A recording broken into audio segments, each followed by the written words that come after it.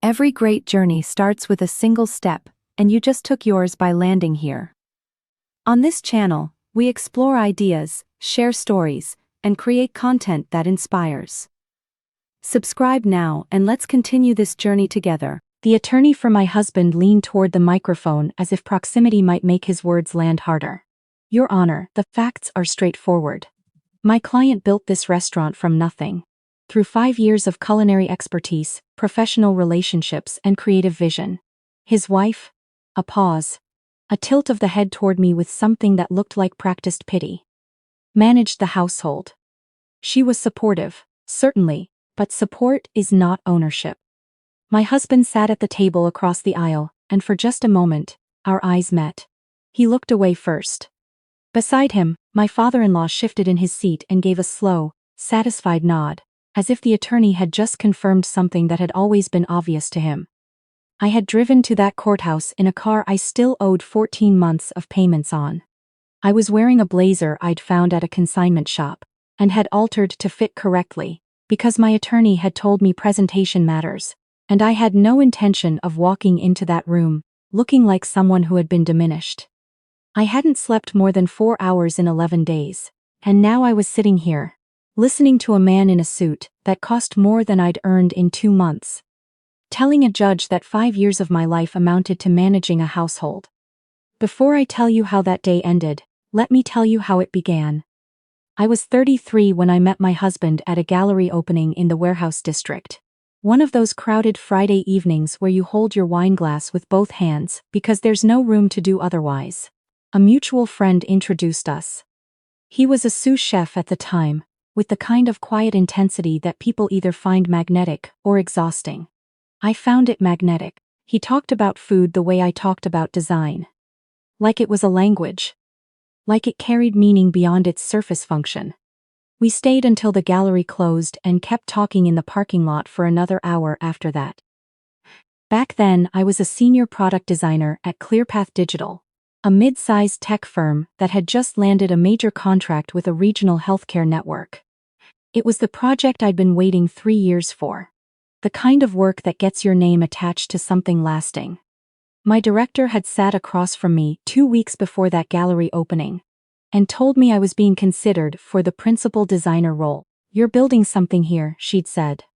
Don't stop now. I didn't stop, not right away. For the first year, my husband and I built something together of a different kind. A relationship, easy and serious at the same time. He was still cooking for other people's restaurants, dreaming out loud about his own. An American brasserie, he said. Not fancy in the performative way, but precise. Honest food in a room where people felt comfortable staying. He'd sketched the concept in a notebook he carried everywhere. The menu, the floor plan, the name. Hearth and ledge. The problem is capital. He told me one night, the notebook open between us on the kitchen table. And I need the right space. And I need someone who understands the operational side, because I'm a chef, not an accountant. I understood the operational side. I understood branding and systems and how people move through spaces, and what makes someone feel welcomed versus merely processed. Looking at his notebook, I understood that this wasn't a pipe dream. It was a plan that needed architecture. We married quietly, 30 people in a restaurant garden on a Thursday evening in October. By then I had already started helping him draft the business plan. The ClearPath healthcare project had wrapped, and my director had delivered the disappointing news that the principal role had gone to an external hire. The door was still open for me, she said. It would just take more time. More time. I thought about that phrase for weeks afterward. 3 months after the wedding, my husband found a space. A former hardware store on Alderton Street, with original brick walls and 12-foot ceilings. The lease was attainable if we moved quickly. He'd saved enough for 3 months of operating costs, but not the renovation, not the equipment, not the licensing fees, not the first real marketing push. I had $67,000 in savings. 8 years of careful accumulation. My safety net, my option fund, the money that gave me the feeling of having choices. I wired it into the business account we'd opened together. I understand what people who knew me then were thinking when I told them. My colleague Zuri, one of the only people I'd stayed close with after leaving ClearPath, went very quiet on the phone. All of it? She said eventually. I said yes. Another pause. Are you sure this is what you want? I said yes, and I meant it. I was sure. I was in love, I believed in the plan, and I genuinely could not imagine a better use for that money. I gave notice at ClearPath 4 months later. Not because my husband asked, he didn't, but because the restaurant needed someone on site every day managing contractors, ordering systems and permit applications, and I had the skills and no one else did. I took on a part-time UX consulting contract to keep income flowing. It paid roughly a third of my old salary. What I built for Hearth and Ledge in the 2 years before we opened a single table to the public. I designed every piece of customer-facing collateral, menus, signage, the website, the reservation system, the social media presence. I negotiated with 3 different contractors before finding one we could afford who wouldn't disappear mid-renovation. I filed the LLC paperwork, secured the liquor license, set up payroll, and managed every vendor relationship from the linen service to the produce distributors. When I filed the LLC, I set it up the way any competent business attorney would have advised. Equally co-owned. My husband signed the operating agreement on a Tuesday morning at our kitchen table, coffee in hand, while I walked him through the key terms. You're the one who knows how to do this stuff, he said, scrawling his name across the signature line. I trust you. I filed that document with the Secretary of State and put the original in a folder in my desk drawer, behind 5 years' worth of organized receipts and financial records. Because I am a designer, I document everything. We opened on a Thursday, in late spring. The first month was brutal. Low covers, a kitchen incident that cost us a line cook and 2 weeks of strained word of mouth, a refrigeration failure I hadn't budgeted for. I covered the gap from my consulting income. I didn't tell my husband how close we cut it because he was already sleeping 4 hours a night, and I didn't want him to carry that alongside everything else. By the 4th month, something shifted.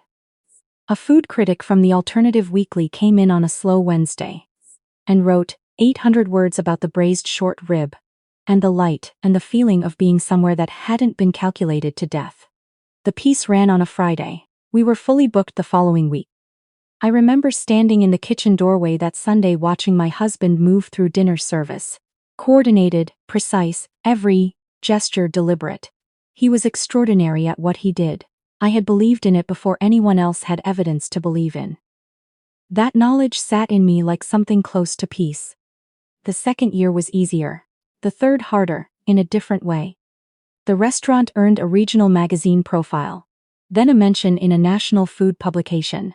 My husband started being invited to chef panels, charity dinner events, industry conversations I wasn't included in. His name appeared in print consistently, and that was right. He was the chef, the face, the culinary voice. But somewhere in the accumulation of those mentions, I began disappearing from the story entirely. It happened gradually enough that I nearly missed it. At the 2-year anniversary party, a journalist asked my husband how he'd built such a coherent brand identity for a first restaurant. He spoke for 4 minutes about his culinary philosophy. He did not mention me. I was standing 8 feet away, and I told myself it was an oversight. People forget details in the moment. I let it go. When I stopped by the restaurant one afternoon to drop off revised vendor contracts, the hostess, someone I had helped hire, greeted me with polite confusion before recognizing me. Oh, I'm sorry. Did you have a reservation? I said I was just there to see my husband. She said he was in a meeting. My father-in-law had started appearing at the restaurant regularly by year 4. He was a retired commercial real estate developer who had regarded the whole venture with thinly veiled skepticism until it became successful, at which point he regarded it as though he had always been confident it would be. He attended vendor meetings. He offered opinions on expansion. A second location, a private dining series, a cookbook deal. Some of his ideas were genuinely good. All of them were delivered in a way that positioned my husband as the singular creative and operational force behind everything. And me as a pleasant ambient presence. You've always been more of a behind-the-scenes person, my father-in-law told me once, settling into the office chair I had ordered and assembled myself. Some people are comfortable in that role. He said it like he was paying me a compliment. A food writer named Darya had been reviewing restaurants for a national digital publication for several years. She first wrote about Hearth and Ledge in our second year. A favorable, precise piece that brought us a new wave of guests. She returned every few months. By year 4 she was a regular. The same corner table. Lingering past service, conversations with my husband that continued after the last customer had gone. I noticed the pattern in our reservation system. I had built the reservation system. I saw everything. I also saw the shape of what my husband's schedule had become. Late nights that were once explained with specifics became late nights explained with gestures. A weekend chef collaboration in Charleston that I heard about 3 days before it happened. That I wasn't invited to. A shift in how he spoke to me. Not unkind. Exactly, but distant in the way that someone is distant when they are somewhere else in their head. On a Thursday evening in February, I came home from a client call to find a single set of keys on the kitchen counter. His key to the apartment. No note. He called the next morning. He was calm in the way people are when they've rehearsed. He said we had grown apart. He said the restaurant required everything, and he had nothing left for a marriage that wasn't working. He said his attorney would be in touch. The divorce papers arrived while I was in the middle of a project review with a client. A notification on my phone from a law firm I didn't recognize. The proposed settlement offered a one-time payment equivalent to 4 months of the restaurant's net profit. For 5 years of my life. For $67,000 of my savings. For the 11,000 and change hours I had logged in my own records. Because I am a designer, and I track my time on every project I take seriously. I called my husband. He let it go to voicemail. His father called me back. Stellan is handling this through the appropriate channels, he said, and I could hear the satisfaction sitting just below the surface of his voice. The offer reflects your limited formal involvement. You were never really part of the business side, were you? Not in any real capacity. He paused. You should be grateful the offer is as generous as it is. I held the phone against my chest for a moment after I hung up. Then I went to my desk drawer and found the folder. The LLC operating agreement was 8 pages. Page 1 named both of us as members. Page 3 specified the ownership structure. 50% each. The managing member signature line. The person legally authorized to make binding decisions on behalf of the company. Bore my name. I had signed there because I was the one who understood what the role entailed. I called an attorney named Karan. A name a former client had passed along to me once in passing. The way people do. When they say you never know when you might need it. She specialized in divorce cases, involving business assets and contested ownership claims. She answered on the second ring. Tell me everything, she said. Take your time. It took 40 minutes. When I finished, she was quiet for a moment. Do you still have the original operating agreement? I said yes, original notarized, filed with the Secretary of State. I also had 5 years of financial records. Every wire transfer from my personal account to the business account, every vendor contract negotiated in my name, tax documents, and 1,142 emails.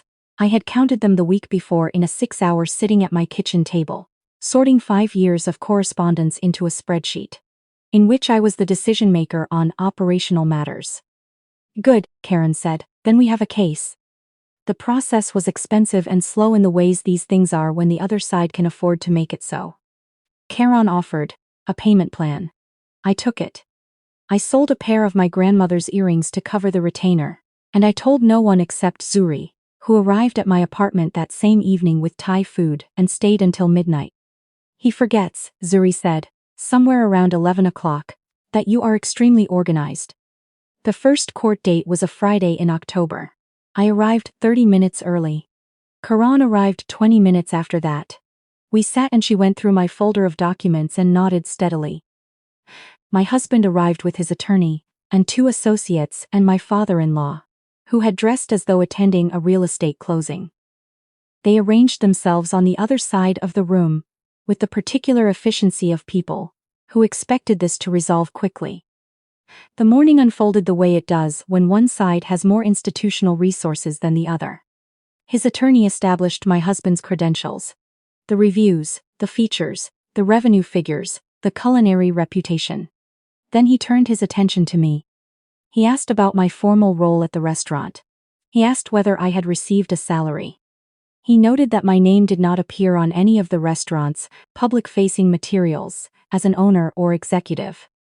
My husband had removed it from the website sometime during year 4, a thing I had noticed and had chosen not to make into a confrontation because it had seemed too small a battle to fight at the time. For 40 minutes, his attorney built a careful, well-resourced case for my absence. I had provided general support.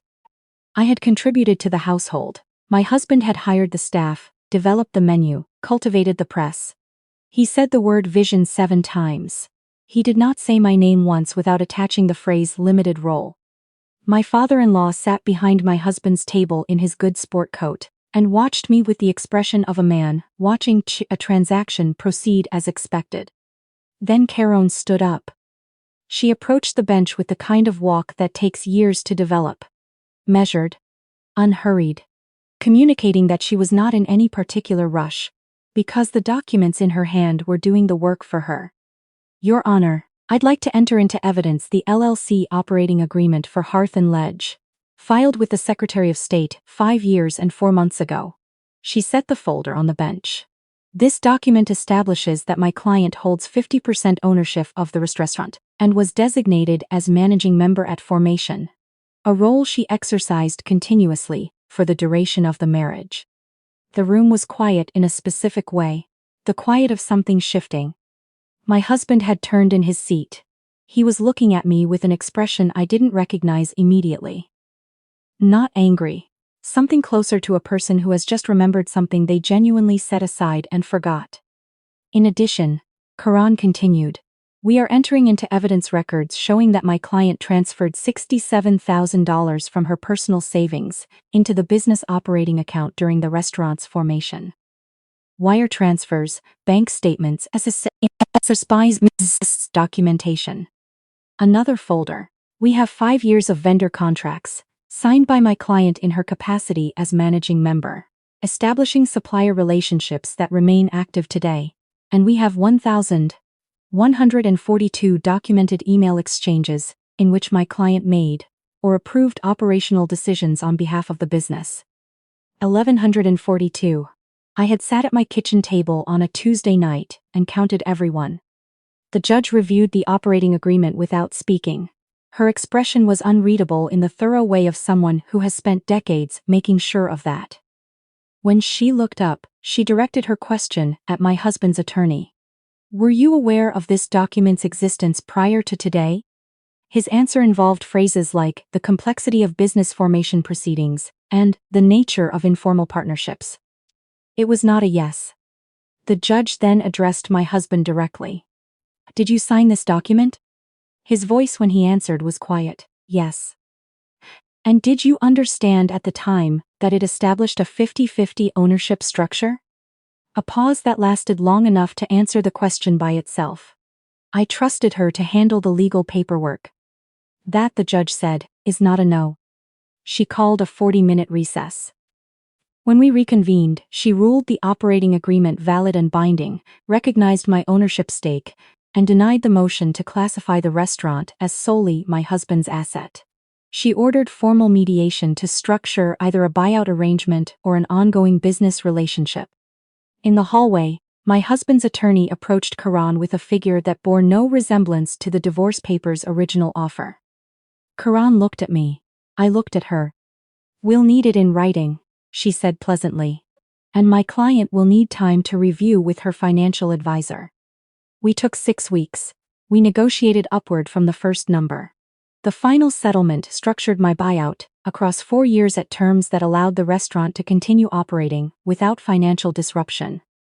Because I did not want to destroy what I had spent 5 years building. I just wanted what I had contributed to be acknowledged. Formally. On paper. In a room where no one could tell me I had only managed the household. I signed the final documents on a Monday afternoon. Caron's assistant brought in coffee and my attorney said, almost as an aside, "You know what you should do next?" I said I had some ideas. I used the first installment to establish Groundwork Studio, a design consultancy focused on the hospitality industry, restaurants specifically. The work I'd done building Hearth and Ledge turned out to be an almost precise portfolio for exactly the clients who needed what I offered. Caron referred me to 2 colleagues opening restaurants. Zuri connected me with a former client who needed a food service app redesigned from scratch. Word moved the way it does when the work is real, and the person doing it has done it before at some cost to themselves. Within 8 months, I had 4 clients. Within 14 months, I had a small team and a waiting list. Hearth and Ledge was still open, still reviewed well, still full on weekends. I had not eaten there since the morning I found the keys on the counter, and I didn't think I would for a long time. Maybe not ever. That was fine. I had built it to work and it worked, and that was already more than most people get to say about something they made. What I had instead was a studio with my name above the door. A Saturday morning routine built around exactly what I wanted from a Saturday morning. The knowledge that when I signed something, filed something, documented something, my name stayed on it. No one could reach into a future I hadn't arrived at yet and quietly remove me from the record. I kept the original operating agreement in the bottom drawer of my desk at Groundwork Studio, behind the current client folders. I don't look at it often. Some days I forget it's there entirely. But when I remember, I feel something that isn't quite relief. Something more like the solid, specific feeling of having once, at a kitchen table on a Tuesday morning, known exactly what I was doing and done it correctly, before anyone thought it would matter. It mattered. It was always going to matter.